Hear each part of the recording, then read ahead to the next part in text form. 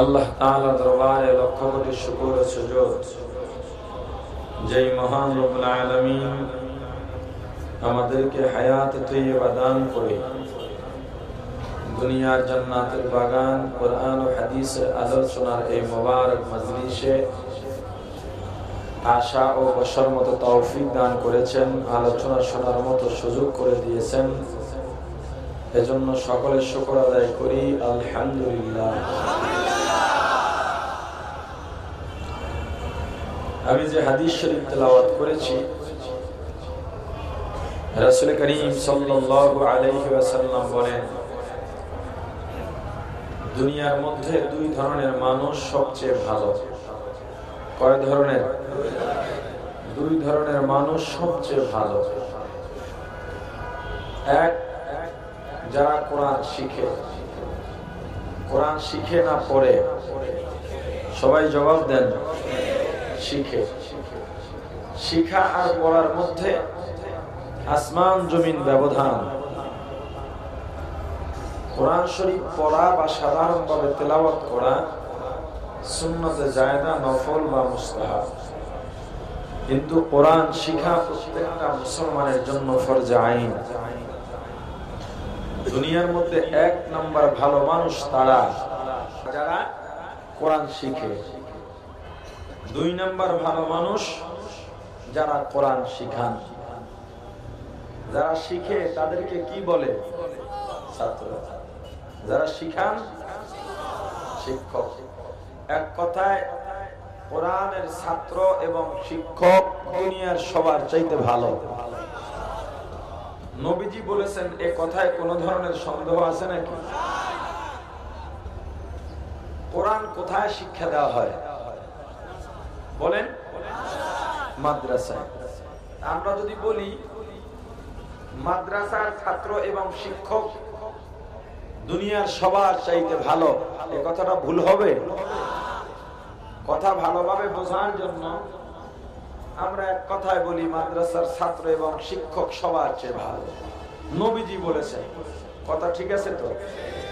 প্রশ্ন করতে পারেন যে হুজুর, নবীজি কি আর কাউকে চোখে দেখলেন না? ডাক্তার, ইঞ্জিনিয়ার, বৈজ্ঞানিক, দার্শনিক, ব্যারিস্টার, উকিল, কত জ্ঞানী জ্ঞানী মানুষ আছে, তাদেরকে ভালো না বলে মাদ্রাসার হুজুরদেরকে ভালো বললেন, ব্যাপারটা কি? বিজ্ঞানের প্রতি কোরআন বা ইসলামের পূর্ণ অবদান, তা বুঝলাম, কিন্তু হুজুরদের কি অবদান আছে? হুজুররা তো আজ পর্যন্ত একটা মেশিনারি তৈরি করে দেখাতে পারেনি। যাও দু একজন আছে, তা গণায় ধরা যায় না। হুজুররা এমপিও হয় না, মন্ত্রীও হয় না, ব্যারিস্টারও হয় না, ইঞ্জিনিয়ারও হয় না। এরা শুধু মাদ্রাসায় পড়ায়, মসজিদে নামাজ পড়ায়, এক রাইতে 10 বাড়ি খায়। কথা কয় না? কি আমাদের দেশে এরকম বলনেওয়ালা মানুষ আছে না নাই? হুজুররা এক রাতে 10 বাড়ি খায়, বলে কি না? যারা বলে দেখবেন তারা কখনো হুজুর করে খাওয়ায় না। যারা নামাজ পড়ে না, এরা নামাজিদের সমালোচনা বেশি করে। যারা মসজিদ মাদ্রাসায় দান করে না, তারা বেশি বেশি হিসাব চায়। কথা বলেন না কেন? যারা মাদ্রাসায় পড়ায় এবং পড়ে, শিখে এবং শিখান, তাদের দাম এত কেন? এর অনেকগুলো জবাব রয়েছে কোরআন সুন্নাহর আলোকে। আমি সংক্ষিপ্ত দু একটি জবাব দেওয়ার চেষ্টা করব ইনশাআল্লাহ। যারা কোরআন শিখে এবং শিখান, তাদের দাম কেন? এর অনেকগুলো জবাবের একটি জবাব হলো, যারা কোরআন শিখে, কোরআন শিখার মাধ্যমে তারা পরিপূর্ণ মানুষে রূপান্তরিত হন। কোরআনের শিক্ষা ছাড়া কোন মানুষ মানুষই হতে পারে না। তাহলে আবার প্রশ্ন করতে পারেন যে হুজুর, তাহলে আমরা যে এত মানুষ দেখতেছি, এরা কি মানুষ নয়? এরা মানুষ না, এদের অন্য কোনো পরিচয় আছে? দেখেন এ ব্যাপারে আল্লাহ কি বলেন।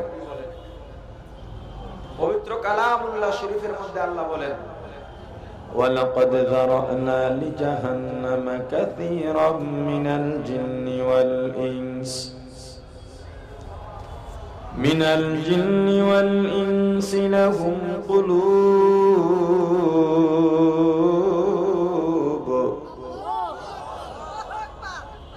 لهم قلوب لا يفقهون بها ولهم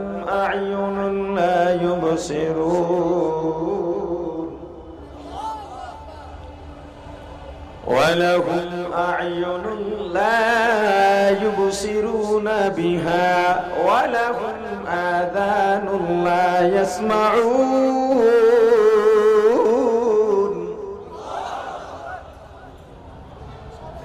ولهم آذان لا يسمعون بها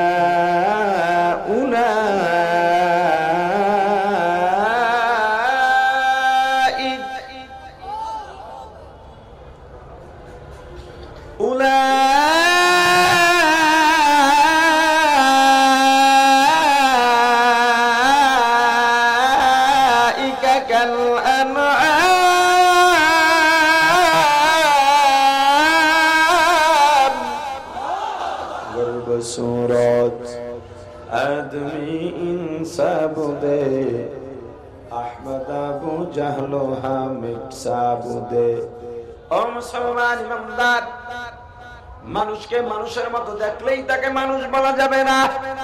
মানুষের মতো হাত পা থাকলেই তাকে মানুষকে মানুষ বলা যায় না। মানুষের মতো কথা বললেই মানুষকে মানুষ বলা যাবে না। যদি মানুষের মতো দেখলে মানুষকে মানুষ বলা যাইত, নবীজির চেহারা আবু জাহেলের চেহারা দেখতে প্রায় একই রকম ছিল। নবীজি যেই বংশের থেকে দুনিয়ার মধ্যে আসছেন, আবু জাহেল সেই বংশের থেকে দুনিয়ার মধ্যে আসছে। নবীজির শরীরের মধ্যে যেই বংশের রক্ত, আবু জাহেলের শরীরের মধ্যেও একই বংশের রক্ত। নবীজি আর আবু জাহেলের সম্পর্ক হলো চাচা ভাতিজা। এরপরেও নবীজি হলেন রাহমাতুল লিল আলামিন, সাইয়্যিদুল মুরসালিন, ইমামুল মুরসালিন, খাতামুন নবিয়্যিন। পক্ষান্তরে আবু জাহেল প্রায় সবকিছু এক হওয়ার পরেও চিরস্থায়ী জাহান্নামী। ব্যাপারটা কি? হাতও আছে, পাও আছে, দেখতেও একই রকম। একজন জান্নাতি আর একজন জাহান্নামী। মুসলমান ইমানদার, আল্লাহ বলেন, ও দুনিয়ার মানুষরে, আমি আল্লাহ অধিকাংশ জিন এবং মানুষের জন্য জাহান্নাম বানাইছি। বেশিরভাগ মানুষের জন্য জাহান্নাম না, কম মানুষের জন্য জাহান্নাম। কে বলেছেন? আর জোরে বলেন। এই বেশি মানুষ যারা জাহান্নামে যাবে তারা কারা? জাহান্নামীদের পরিচয় কি? আল্লাহর গোলাপ। আল্লাহ রাব্বুল আলামিন আয়াতের শেষ দিকে পরিচয় দিয়া বলেন, উলাইকা কাল আনআম। ওরা চতুষ্পদ জানোয়ারের মতো। শুধু জানোয়ারের মতো নয়, বাল হুম আদল, বরং জানোয়ারের চাইতেও খারাপ। তাহলে একই মানুষ, যারা জান্নাতে যাবে তারা মানুষ, যারা জাহান্নামে যাবে তারা মানুষরূপী জানোয়ার। ঠিক কিনা? দিল্লির শাহী মসজিদের ইমাম আল্লামা শাহ ওলিউল্লাহ মুহাদ্দিস দেহলভী রাহমাতুল্লাহি আলাইহি জুমার মসজিদে খুতবা দিতেন, মানুষের মাঝে কথা বলতেন, ওয়াজের ময়দানে বয়ান করতেন। আল্লাহর ওলির মাথার মধ্যে একটা লম্বা রুমালের পর্দা দিয়া মুখটা ঢেকে রাখতেন। এক আল্লাহর গোলাম বারবার প্রশ্ন করে, আল্লাহর ওলি, আপনাদের জবান থেকে জানলাম হক্কানি উলামায়ে কেরাম পীর মাশায়েখের চেহারার দিকে এক নজরে তাকাইলে সওয়াব হয়। আমরা জানি আপনি একজন খাঁটি আল্লাহওয়ালা, আপনার মুখ রুমাল দিয়ে ঢেকে রেখে কেন আমাদের বঞ্চিত করতেছেন? বারবার প্রশ্ন করার কারণে আল্লাহর ওলি শাহ ওলিউল্লাহ মুহাদ্দিস দেহলভী রাহমাতুল্লাহি আলাইহি নিজের মাথার রুমালটা প্রশ্নকারীর মাথার উপরে দিয়া দিলেন। যখন প্রশ্নকারীর মাথার উপরে রুমালটা দেওয়া হয়, প্রশ্নকারী চিল্লা পাল্লা শুরু করে, জমিনের মধ্যে ঘোরাঘুরি খায়। আল্লাহর ওলি রুমালটা নিয়ে গেছেন, প্রশ্নকারী থর থর থর থর করে কাঁপতেছে, চোখের থেকে পানি পড়তেছে। উপস্থিত লোকজন প্রশ্ন করলো, ওগো আল্লাহর গোলাম, তোমার মাথার উপরে আল্লাহর ওলি রুমাল দেওয়ার পরে চিল্লা পাল্লা কেন শুরু করলা? এখনই বা কেন কাঁপতেছো, কেন থর থর করে কাঁপতেছো? প্রশ্নকারী জবাব দিয়া বলে, আল্লাহর গোলাম, আল্লাহর কসম, আল্লাহর কসম, আল্লাহর ওলির রুমাল যখন আমার মাথার মধ্যে দেওয়া হয়, আমার অন্তরচক্ষুটা খুলে যায়। দিল্লি শহর আমার চোখের সামনে ভাসতে থাকে। যেই দিল্লি শহরের মধ্যে হাজার হাজার মানুষের বসবাস, ওই শহরের মধ্যে তাকায় দেখলাম মানুষ নাই, মানুষ নাই। মাঝে মাঝে মুষ্টিময় কয়েকটা মানুষ দেখা যায়, বাকি সব চতুষ্পদ জানোয়ার হয়ে গেছে। ও মুসলমান ইমানদার,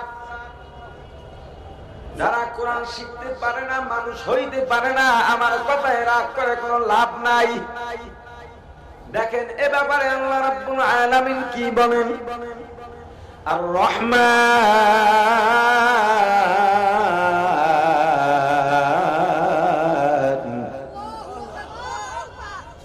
আল্লামাল কুরআন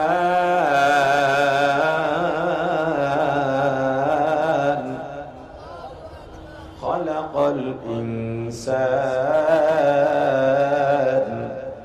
আর রহমান দয়াময় আল্লাহ, আল্লামাল কুরআন, যিনি কোরআন শিক্ষা দিয়েছেন, খালাকাল ইনসান, যিনি মানুষ সৃষ্টি করেছেন। ও মুসলমান ইমানদার আল্লাহর গোলাম, আল্লাহ রাব্বুল আলামিন তরতিবতাকে পছন্দ করেন। যারা দুনিয়ার মধ্যে তরতিব অনুযায়ী কাজ করে, আল্লাহ তাদেরকে বড় মহব্বত করেন। আল্লাহর যত কাজ সব তরতিব অনুযায়ী হয়েছে।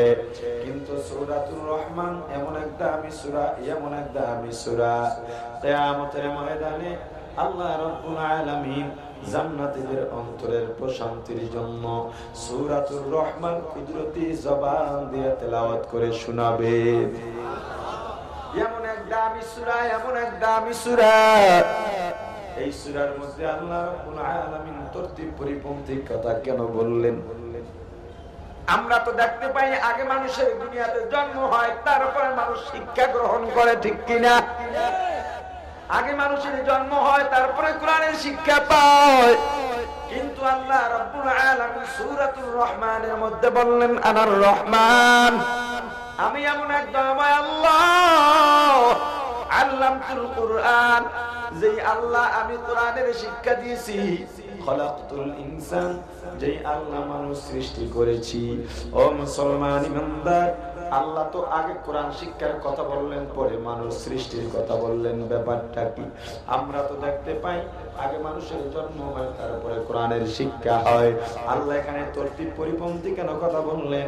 কোরআনের মধ্যে কোনো সুন্দর কথা নাই, কোরআনের মধ্যে কোনো বাড়তি কথা নাই, কোরআনের মধ্যে প্রশ্ন করার মতো কোনো কথা নাই। কিন্তু আল্লাহ রাব্বুল আলামিন তরতিব পরিপন্থী কথা কেন বললেন? মুফাসসিরিন ইকরাম বলেন, না না, আল্লাহ তরতিব অনুযায়ী বলেছেন, আল্লাহ তরতিবের পরিপন্থী বলেন নাই। এটা যদি বুঝতে চাও, জানতে হবে দুনিয়ার মধ্যে মানুষ হলো দুই প্রকার। কয় প্রকার? জোরে বলেন। এক প্রকারের মানুষ জন্মগত বা বংশগত মানুষ, আর এক প্রকারের মানুষ গুণগত মানুষ।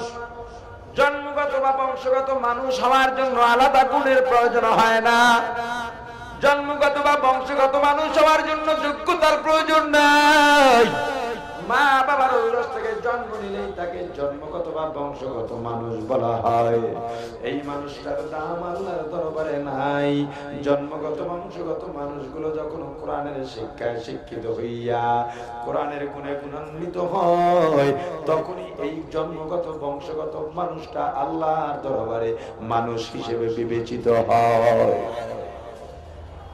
কোরআনের শিক্ষা ছাড়া কোনো মানুষ মানুষ হতে পারবে না। ও ডাক্তার, তুমি ডাক্তারি বিদ্যা অর্জন করছো, যদি ডাক্তারি শিক্ষার মধ্যে কোরআনের শিক্ষা না থাকে, ডাক্তার হইতে পারবা, মানুষ হইতে পারবা না। ও ইঞ্জিনিয়ার, তোমার ইঞ্জিনিয়ারিং শিক্ষার মধ্যে যদি কোরআনের শিক্ষা না থাকে, ইঞ্জিনিয়ার হইতে পারবা, মানুষ হইতে পারবা না। ও বৈজ্ঞানিক, তোমার বিজ্ঞান শিক্ষার মধ্যে যদি কোরআনের শিক্ষা না থাকে, বৈজ্ঞানিক হইতে পারবা, মানুষ হইতে পারবা না। কোরআন যারা শিখান তাদের দাম কেন? ও মুসলমান ইমানদার আল্লাহর গোলাম, দুনিয়াতে যারা কোরআন শিখে তাদের দাম আছে না নাই? এ যুবক, কি মনে করছো কোরআন শিখে ঠকি নাই? রে ভাই, ঠকি নাই। মাথায় টুপি দিয়ে ঠকলাম না, গায়ের মধ্যে জুব্বা দিয়ে ঠকলাম না, বরং আজকে এত সম্মান, এত সম্মান, বড় বড় ডিগ্রি অর্জন করেও এত সম্মান অর্জন করতে পারো নাই। ও মুসলমান ইমানদার, কোরআনের শিক্ষার দাম আছে না নাই? জোরে বলেন, আর জোরে বলেন, কোরআনের শিক্ষার দাম আছে না নাই? কোরআন একটা মানুষকে আসমান সম সম্মানে পরিণত করতে পারে, ঠিক কিনা? এই মাদ্রাসা ভালো লাগে না খারাপ লাগে? কোরআনের শিক্ষা যেখানে দেওয়া হয়, ভালো লাগে না খারাপ লাগে? মাদ্রাসার বিরোধিতা করবেন না, মাদ্রাসার পক্ষে থাকবেন। মাদ্রাসার বিরোধিতা করবেন না, মাদ্রাসার সহযোগিতা করবেন। ও মুসলমান ইমানদার আল্লাহর গোলাম, এখন বহু মানুষ আছে মাদ্রাসার বিরোধিতায় লেগে গেছে, আছে না নাই? আবার তারা বড় বড় স্লোগান দেয়, টকশোর মধ্যে গিয়ে ব্রিফিং দেয়, মাদ্রাসা নিয়ে উদ্বিগ্ন আছি, মাদ্রাসার মধ্যে কি হয়, মাদ্রাসায় নজরদারি করা দরকার। আমি বলি, মাদ্রাসায় নজরদারি করে লাভ নাই। মাদ্রাসার মধ্যে বদরুল তৈরি হইয়া খাদিজাকে কোপায় না, মাদ্রাসার মধ্যে ঐশী তৈরি হইয়া মা বাবাকে খুন করে না, মাদ্রাসার মধ্যে জাহাঙ্গীরনগর বিশ্ববিদ্যালয়ের মতো ধর্ষক তৈরি হয় না। ও মুসলমান ইমানদার আল্লাহর গোলাম, মাদ্রাসার মধ্যে লেখাপড়া করে বিশ্বজিৎকে রাস্তার মধ্যে কোপায় না। মাদ্রাসার ছাত্র শিক্ষক টেন্ডারবাজির মধ্যে নাই, মাদ্রাসার ছাত্র শিক্ষক মারামারির মধ্যে নাই, মাদ্রাসার ছাত্র শিক্ষক গুলি করা তো দূরের কথা, আজ পর্যন্ত পিস্তল চোখেই দেখে নাই। মাদ্রাসার ছাত্ররা কাউকে খুন করতে জানে না, মাদ্রাসার ছাত্ররা কাউকে গুলি করতে জানে না, মাদ্রাসার ছাত্ররা কারো গায়ে হাত তুলতে জানে না, মাদ্রাসার ছাত্ররা মিথ্যা বলতে জানে না, মাদ্রাসার ছাত্ররা কাউকে কটু কথা বলতে জানে না, মাদ্রাসার ছাত্ররা কাউকে কষ্ট দিতে জানে না। রে আল্লাহর গোলাম, তবে মাদ্রাসার ছাত্ররা একটা জিনিস জানে, সেটা হলো কোরবানির সময় যত বড় গরুই হোক না কেন, সেটা জব দিতে পারে। এই মাদ্রাসার ছাত্ররা শুধু এটা জানে, গরুটা হক আদায় করে কিভাবে জব করতে হয়, এটা মাদ্রাসার ছাত্ররা জানে। 2 নাম্বারি বাটপারি ছাত্ররা জানে না। ও মুসলমান ইমানদার, মাদ্রাসার মধ্যে নজরদারি করো বা মাদ্রাসার মধ্যে কি হয় আমি বলে দেই, মিলায় দেখো। কত মানুষ গভীর রাতে নাইট ক্লাবের মধ্যে চলে যায়, জুয়া মদের গাঞ্জার আড্ডায় বসে যায়, সারা রাত জেনা ব্যভিচারের মধ্যে লেগে যায়। আর মাদ্রাসার 5, 6, 7 বছরের ছোট্ট এক বালক, যেই সন্তানকে মা খাওয়াইয়া দেওয়ার কথা, যেই সন্তানকে মা ঘুম পড়াইয়া দেওয়ার কথা, যেই সন্তানের বিছানাটা মা বিছায়া দেওয়ার কথা, যেই সন্তানকে মা গোসল করে দেওয়ার কথা, রে আল্লাহর গোলাম, ওই সন্তানটা মাদ্রাসায় নিজের খাবারটা নিজে খায়, নিজের বিছানাটা নিজে বিছায়, নিজের কাপড়টা নিজে ধোয়। এরপরে রাত্র যখন গভীর হয়ে যায়, তুমি তো গুনার মধ্যে লিপ্ত হয়ে গেছো, তুমি তো নাইট ক্লাবের মধ্যে নাচানাচি করো। আল্লাহর গোলাম, মাদ্রাসার ছাত্র মা নাই, বাবা নাই, অথবা মা আছে বাবা আছে, বড় গরিব, বড় গরিব।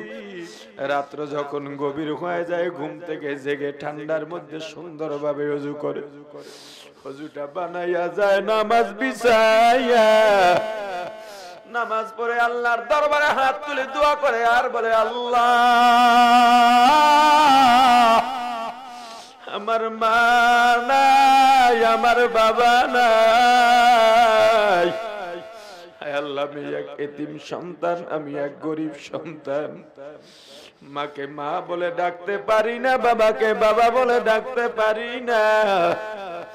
আয় আল্লাহ রাব্বুল আলামিন, এই মাদ্রাসার মধ্যে লেখাপড়া করি আল্লাহ, ঠিকভাবে খাইতে পাই নাই, রাস্তার পাশে ফুটপাতে ঘুমাইতাম, কুকুরের সাথে খাবারটা ভাগ করে খাইতাম রে আল্লাহ। কত ধনী কত বড় লোক আমার সামনে দিয়া যাইতো, কত মজাদার খাবার তাদের সন্তানদের জন্য নিয়ে যাইতো রে আল্লাহ। আমি চাইলে আমাকে ধাক্কা দিয়া ফালাইয়া দিত। মা নাই, বাবা নাই, মাও মারা গেছে, বাবাও মারা গেছে। ছোট ভাই 8-9 বছরের বড় ভাইকে ধরে বলে ভাইয়া, মাকে দেখি না কত বছর, বাবাকে দেখি না কত বছর রে ভাইয়া, আমার একটা জিলাপি খাইতে মন চায়। ছোট ভাইটাকে বড় ভাই কোলের মধ্যে নিয়ে, 4-5 বছরের ছোট ভাই, 8-9 বছরের বড় ভাই জিলাপির দোকানের সামনে যাইয়া হাতটা বাড়া দেশে জিলাপিওয়ালা দোকানদার। আমার মা নাই, আমার বাবা নাই, আমি ছোট মানুষ, আমার হাড্ডি এখনো কচি হাড্ডি, কাঁচা হাড্ডি, কাজ করতে পারি না, দুর্বল হয়ে যাই। আমার মা নাই, বাবা নাই, আমার ভাইটা বড় ছোট, একটা মাত্র জিলাপি খাইতে চাইছে রে হোটেলওয়ালা।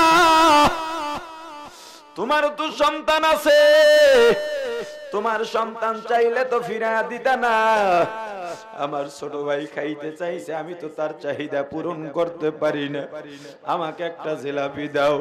জিলাপিওয়ালায় জিলাপি দেয় না, থাপ্পড় মেরে ঘাড় ধাক্কা দিয়ে বের করে দেয়।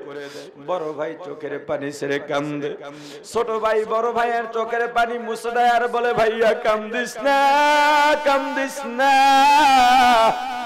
আমার জিলাপি লাগবে না, যেখানে গেলে তোকে মারে আমি সেই জিলাপি চাই না।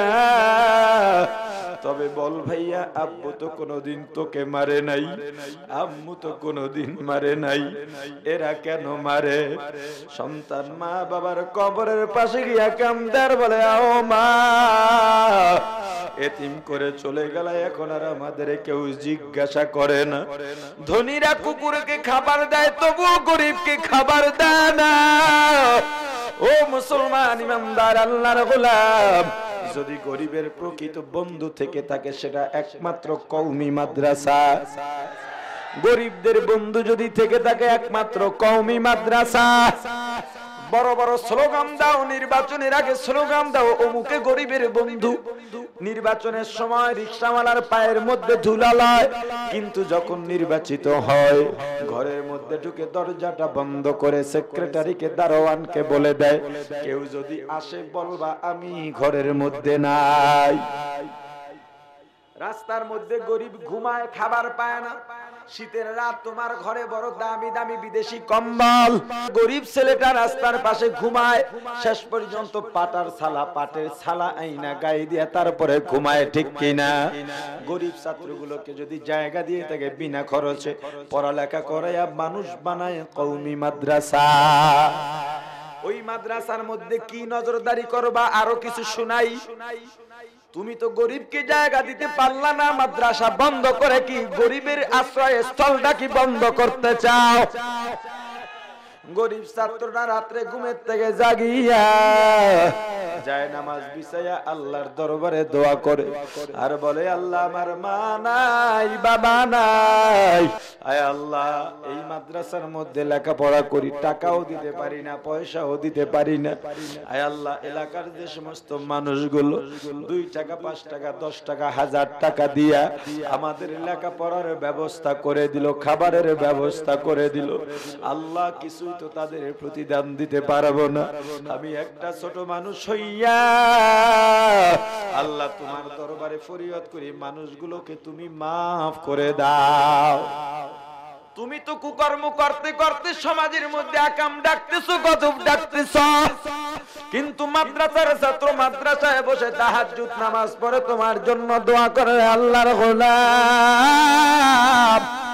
গরিব ছাত্রদের চোখের পানির কারণ হইস না, মাদ্রাসার বিরোধিতা করিস না।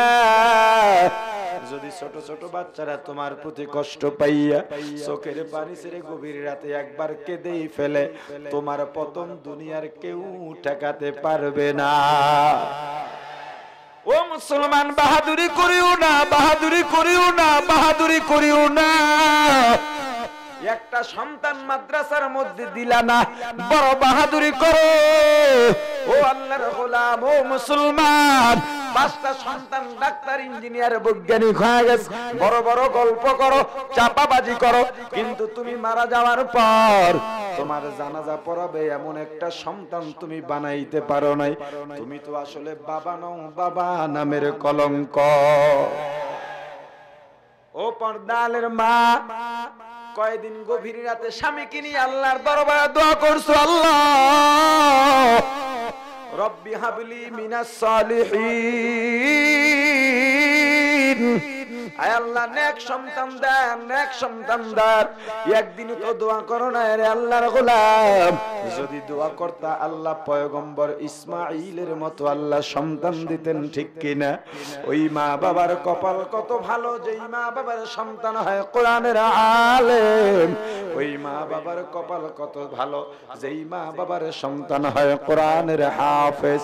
ওই মা বাবার কপাল কত ভালো, যেই মা বাবার সন্তান হয় কোরআনের আলেম।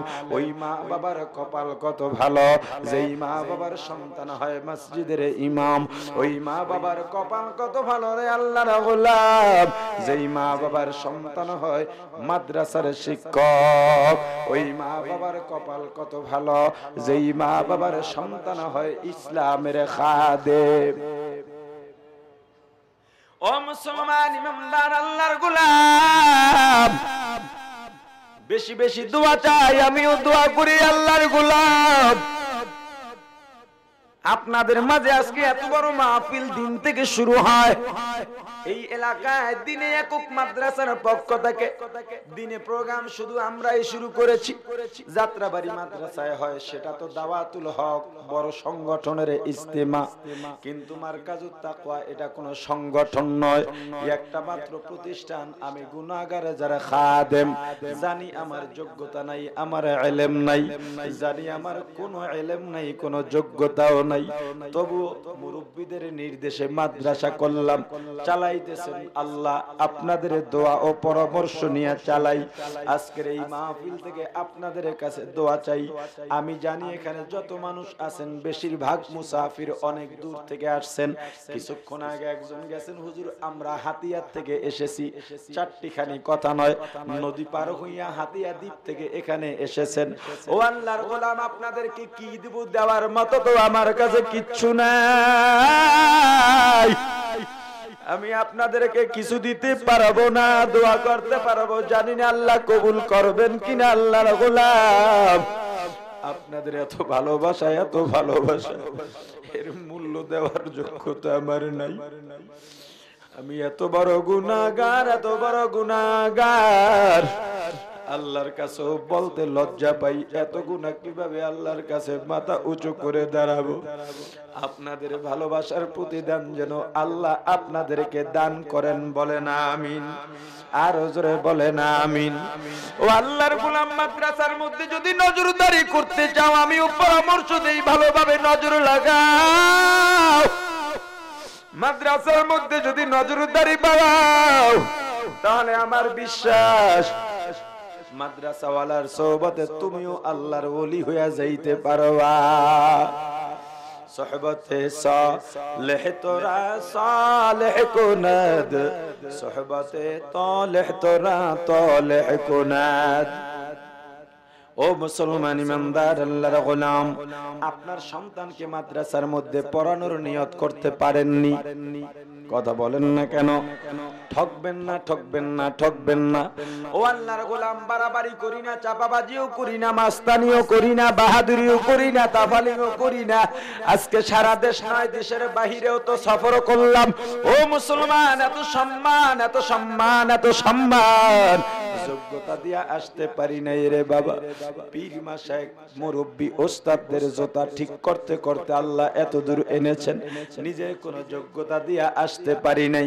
বাবা যে খুব ধনী ছিলেন, লেখাপড়া করাইছেন, খুব আরাম আয়েশের মধ্যে এত দূর আসছি, বিষয়টা এমনও নয়। আল্লাহ আমাদের দুইটা ভাইকে বিশ্বব্যাপী পরিচিত করে দিয়েছেন, এত সম্মান, এত ভালোবাসা। ছোট ভাইকেও প্রায় অনেকেই চেনেন, এখন দারুল উলুম দেওবন্দে পড়তেছে। ও আল্লাহর গোলাম, তবে কোথা থেকে আসলাম? যখন আমি আর বড় ভাই বরগুনা পীর সাহেবের মাদ্রাসার মধ্যে পড়তাম, আমি আর বড় ভাই মাত্র 3টা লুঙ্গি পরতাম।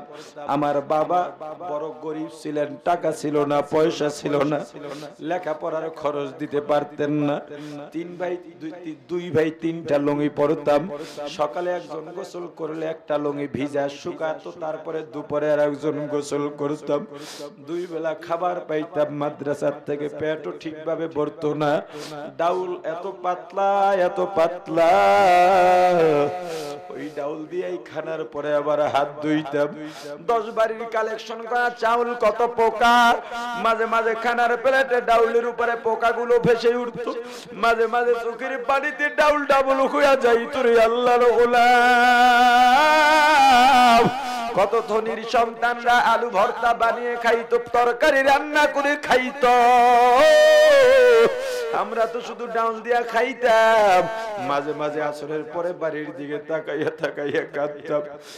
বড় ভাই এসে সান্ত্বনা দিত, ভাই কান্দিস না, কান্দিস না, এই দুঃখ আর দুঃখ থাকবে না, একদিন আল্লাহ সুখের মুখ দেখাইবে রে ভাই, কান্দিস না। আমার বাবা গরিব, আমার বাবাকে যদি আল্লাহ সম্পদ দিতেন, আমরা তো কষ্ট করতাম না। 3-4 মাস পরে বাড়িতে যাইতাম ছুটিতে, কত আনন্দ। মাঝে মাঝে কান্নার আওয়াজ পাইতাম গভীর রাতে, ঘরের বেড়ার সাথে কানটা লাগায় শুনতাম, আম্মাও কান্দে, আব্বাও কান্দে। তাহাজ্জুদ নামাজ পড়ে আল্লাহর দরবারে কান্দে আর বলে, আল্লাহ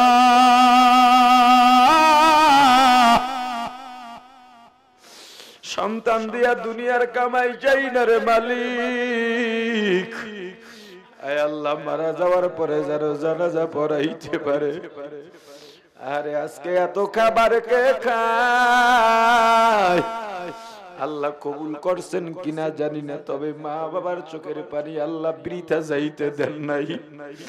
মা বাবার চোখের পানি আল্লাহ বৃথা যাইতে দেন নাই। আমার মা বাবার জন্য বেশি বেশি দোয়া চাই।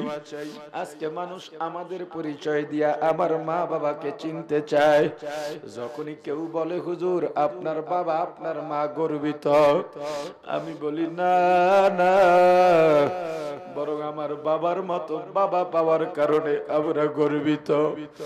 আমার বাবার মতো যদি বাবা না পাইতাম, মায়ের মতো যদি মা না পাইতাম, আজকে হয়তো রাস্তার সন্ত্রাসদের মতো সন্ত্রাস হয়ে যাইতাম, না হয় ইফতিজারদের মতো ইফতিজার হয়ে যাইতাম, রাস্তার বকাটে ছেলেদের মতো বকাটে হয়ে যাইতাম।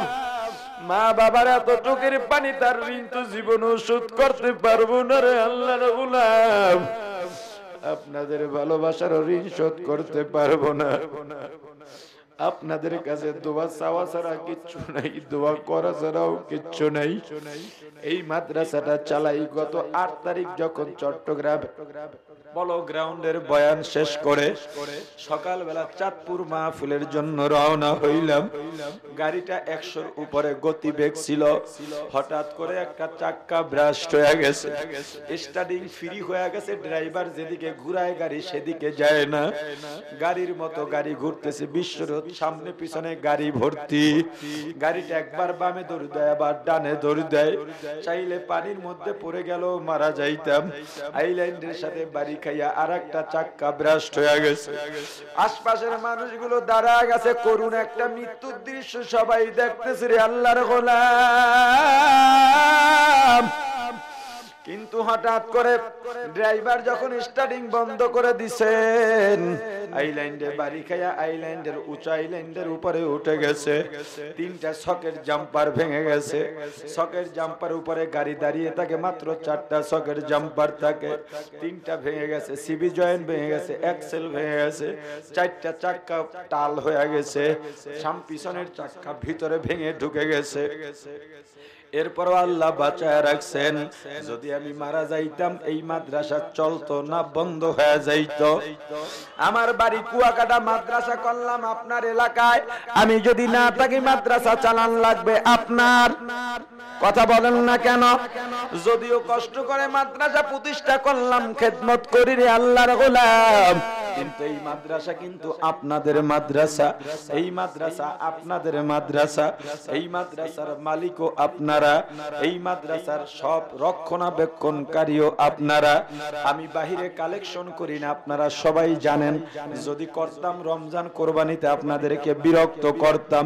এই মাহফিল উপলক্ষ কালেকশন করি নাই, শুধুমাত্র এলাকায় ছাত্রদের নামিয়েছিলাম হক হিসেবে, কিন্তু তাতেও বেশি টাকা পয়সা আসে নাই। আমার নিজের খরচ দিয়া মাদ্রাসা চলে, কোনো ডোনারও নাই, মাসিক স্থায়ী দানও নাই। ও আল্লাহর গোলাম, এখন হাঁপিয়ে উঠেছি। আল্লাহ এত টাকা পয়সা দান করলেন, আজ পর্যন্ত একটা বাড়িও করতে পারি নাই, ব্যাংক ব্যালেন্সও নাই, বাসা ভাড়া, বাসার মধ্যে থাকি। বড় কষ্ট হয়, বড় কষ্ট হয়। ভাড়া বিল্ডিং, মাদ্রাসা ভাড়া বিল্ডিং এ বড় ঝামেলার মধ্যে মাঝে মাঝে পড়তে হয়। ও আল্লাহর গোলাম, আল্লাহর বান্দার চেষ্টা যেখানে শেষ, আল্লাহর মদদ যেখানে, সেখান থেকে শুরু হয়। আমার মাদ্রাসার মধ্যে যে ছাত্রদের খুব টাকা পয়সা নেওয়া হয় তাও না। ছাত্ররা যত টাকা দিবে স্বীকারোক্ত, তা যদি সব দেয় মাত্র 42,000 টাকা হয়। কিন্তু মাদ্রাসায় প্রতি মাসে খরচ 4 থেকে 5 লক্ষ টাকা। অনেক শিক্ষক, অনেক ছাত্র। ও আল্লাহর গোলাম, এখন অনেক কষ্ট হয়, পারি না। অধিকাংশ ছাত্র এসে বলে, হুজুর আমার মা নাই, বাবা নাই। বাবা আছে, বাবা আছে, গরিব। আমি বলি, যা পড়ালেখা কর, আগে মানুষ হক, কোরআন শেখ।